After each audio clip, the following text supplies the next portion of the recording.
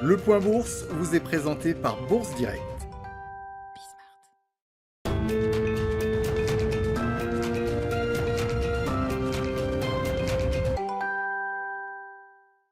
Bonjour à tous, la tendance est hésitante ce matin à la Bourse de Paris alors que les investisseurs suivent d'un côté les derniers résultats des poids lourds du CAC 40 de la semaine publiés ce matin, mais ces investisseurs qui se préparent également à suivre les indices PMI en zone euro et aux États-Unis publiés durant toute la matinée et même en début d'après-midi, tout en regardant les actualités macroéconomiques venues des États-Unis. Sur ce sujet, tout d'abord, Joe Biden a annoncé hier vouloir augmenter l'impôt sur la fortune payée par les Américains gagnant plus de 1 million de dollars par an.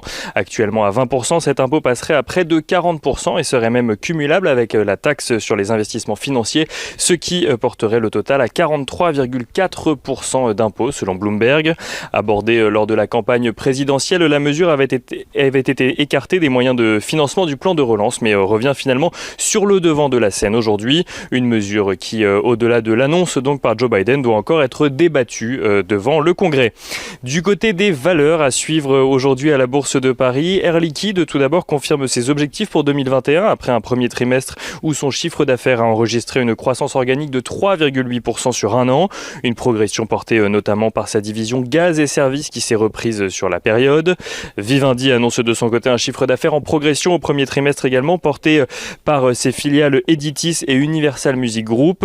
En ce qui concerne Universal, Vivendi souhaite soumettre son projet de distribution de capital à ses actionnaires à l'Assemblée générale du 22 juin pour une distribution effective à l'automne prochain. On note que Vinci publie de son côté un chiffre d'affaires en hausse de 5% à 10,2 milliards d'euros au premier trimestre grâce à un rebond de son activité de construction. Et pour finir, Rémy Cointreau anticipe une croissance organique de 10% de son résultat opérationnel pour l'ensemble de son exercice décalé grâce notamment à une forte demande en cognac venue des États-Unis mais également de Chine.